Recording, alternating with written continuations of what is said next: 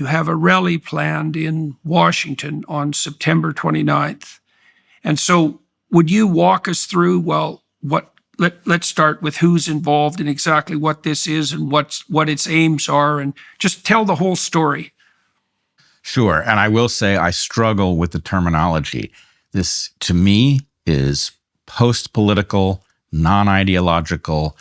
Yes, it's technically an event, but it's an event, or we are hoping it is an event in the same way that Woodstock was a music festival. We are hoping actually that this is a moment at which we first see a sea change in the way we conduct ourselves and interact with each other.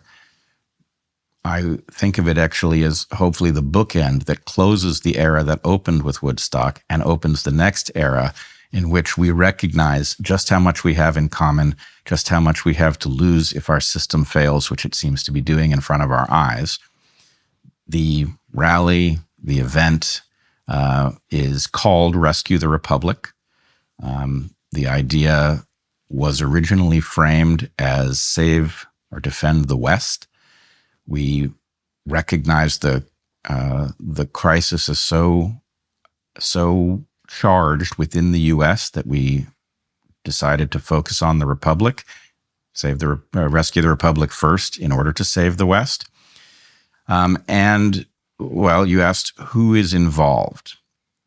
I'm going to undoubtedly forget important people who have agreed to come speak on our behalf.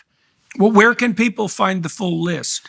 They can find all the information at jointheresistance.org. Jointheresistance.org, and they can follow us on Twitter at Rescue Republic. Okay, so if you do miss anyone, that's where people can go for the additional information, and we'll post that in the description of the video as well. Yes. Okay, so fire away with regards to participants. Okay, and I will also say that there are people who are in the process of agreeing to come who aren't listed yet, so stay tuned. Even somebody who's not listed today, maybe tomorrow. So we have Bobby Kennedy coming to speak. We have Tulsi Gabbard. We have Laura Logan.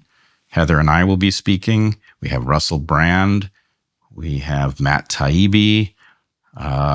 We have Jimmy Dore. Rob Schneider.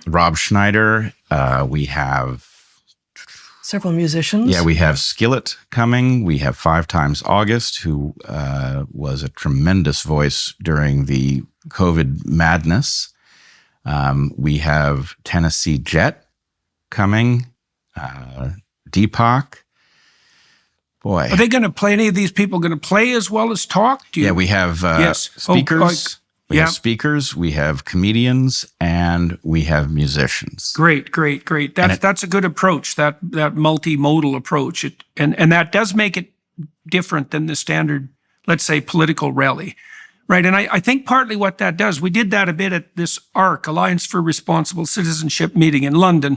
You know, I was very insistent on the musical and artistic element, and I think it's because the propositional has to be surrounded by the imagistic and aesthetic. That's more like the domain of dream, right? It's like the way that I look at cognitive architecture is that there's a propositional landscape, which we've actually modeled pretty well now, I would say, with large language models. But outside of that, there's an imagistic, aesthetic, and dreamlike landscape. That's the landscape of the imagination. And outside of that is the embodied procedural realm, right? And a full event covers all 3 of those domains. You can't assume that the propositional alone is going to carry it. And I think it's partly because the propositional is easier. In some ways, it has flaws, and it's easier to dement it and capture it than it is to capture the imagination and the procedural landscape. Anyways, if you flesh it out with those additional sources, it's also a much richer experience for the people that are involved.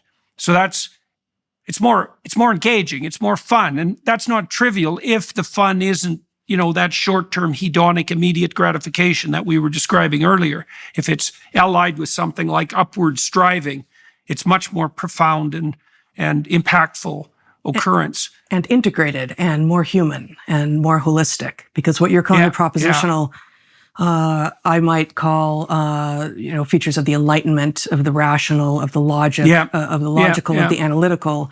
Whereas we have sort of lateral to that, but no less important, narrative and art and creativity.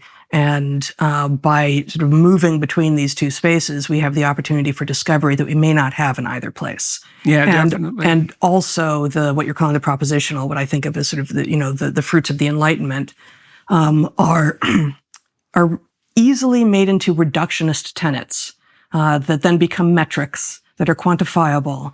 And numbers are necessary and important for us to understand our world, but they are not sufficient.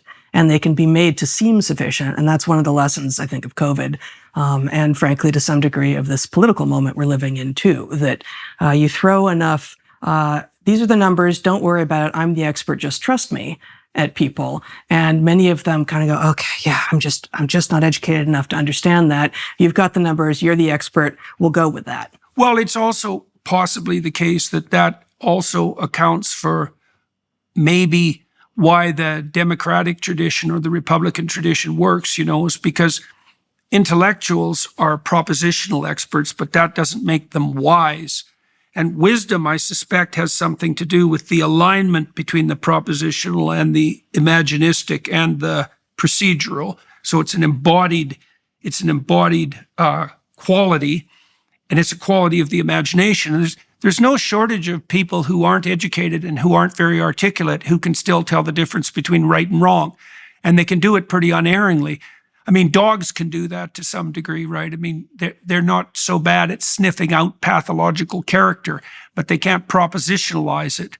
And dogs are very good at identifying boundaries between different territories and determining what's a threat and what's not. And so my point is there are other forms of intelligence that aren't propositional, and it's very easy for those who have the advantage in the propositional space to assume that they're superior in terms of their grip on knowledge, even outside their specialized domains, but that they're also wiser and more moral. And there's no correlation between cognitive ability and conscientiousness, say, zero.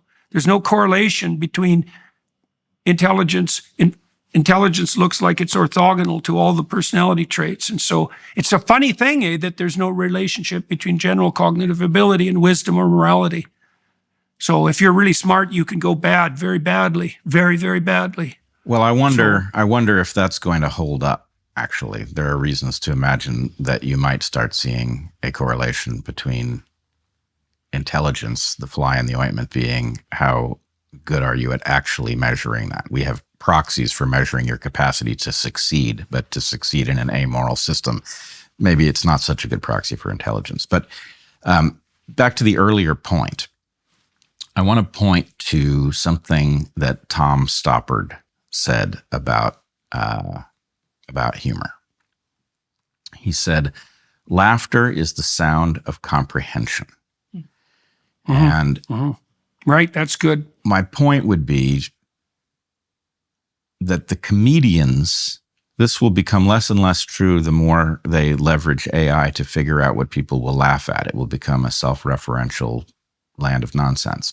But for the moment, while AI is decidedly not funny, and it's really terrible at being funny so far, the comedian is traversing an edge between what we are conscious of and what we are barely conscious of. And when the comedian delivers a joke that causes the room to erupt in laughter, the comedian has found something that everybody in the room is aware of, but they are not aware that everybody else is aware of it. And so the room comes to understand itself as of like mind all at once, right? That's an extremely powerful, very ancient property. Often of like mind about something forbidden. I think of that as, that's often the translation of the procedural or imaginistic into the explicit, because that's, the comedian gives words, gives words to something inchoate. It's like it's already, it's captured in the relationship between the ideas that already exists, right?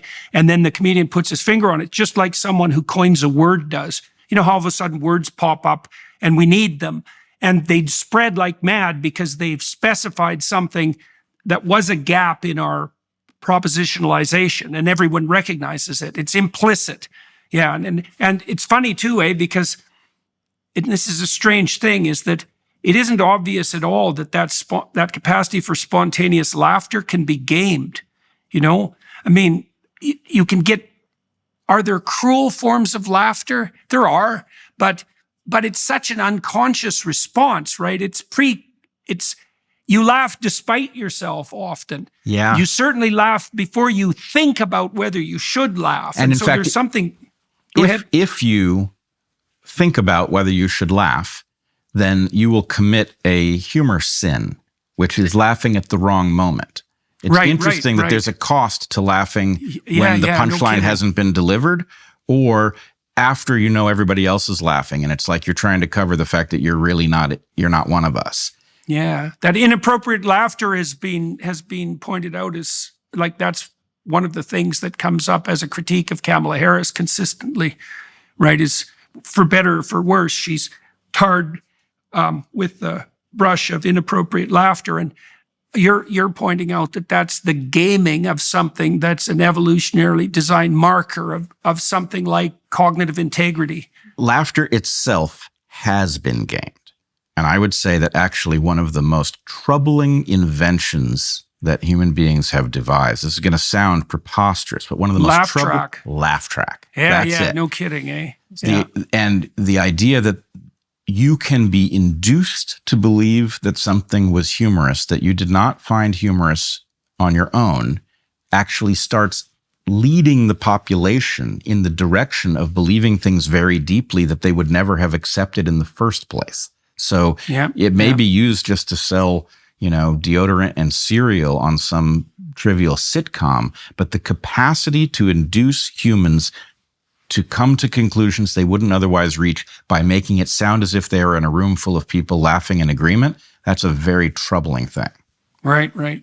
So Heather? To go back to your quote from Stoppard, the brilliant Tom Stoppard, laughter is the sound of comprehension. Is that it? I think, I agree, but I think in your telling of the story of what happens as comedians talk, actually conflates two things, both of which are important. And we've been talking about the individual coming to consciousness. The comedian says something in the individual brain, they go, oh, I didn't know. That was subconscious until now, and now it's explicit. Now it's conscious. I didn't know. But there's silly me, silly me, or oh God, he can see that, or whatever it is.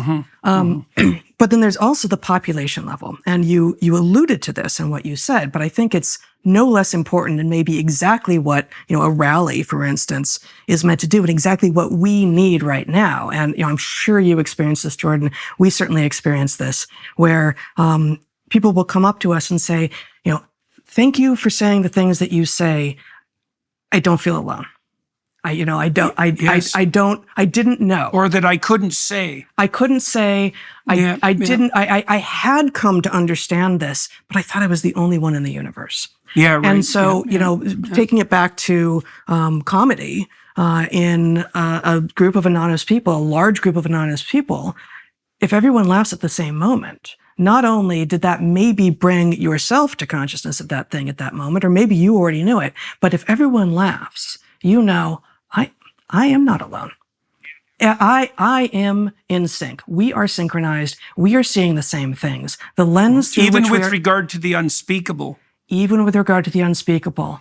And so right away, that gives you a momentum and an opportunity for action that maybe you did not know was possible before. So I think that's an additional. The individual and the population are not the same. Oh, absolutely. And I think comedy potentially activates both. Yeah, it's the power of the room or the population that comes to understand itself as aligned. And I would point out, it's a little harder to describe this with respect to music. And I would say music has been radically distorted by technology, beginning at the player piano. But the ability to listen to music and have it be the same no matter how many times you play it is a very unnatural way for music to exist. Music used to be a living entity. Even a tribe that was singing the same song that had been sung 1,000 times. It was different every single time, and it was therefore capable of adapting to the changing mood of the people who were participating in it. So what we moderns who are drenched in music all the time, we don't even notice it sometimes. It's soundtracking some story we're watching and we're not thinking about the fact that there's music. But what we miss, being so thoroughly surrounded by music, is the incredibly powerful and rarefied experience when the band, or whatever it is, the musician or the band, is actually in some indescribable way tied into the audience, and the room is electric, and is synced, and everybody is feeling a powerful emotion, and they know they are feeling it together, right? They are being stimulated by the same thing, and they are feeling the same way. And even if you record that thing and you play it for somebody and you say, look at how great this was, they don't get the same feeling of discovery that room had. And it's like the comedy, and it's important. And it's part of why Rescue the Republic is structured around, yes, the propositional. It has to be there. We have to articulate what it is that we fear and what it is that we hope.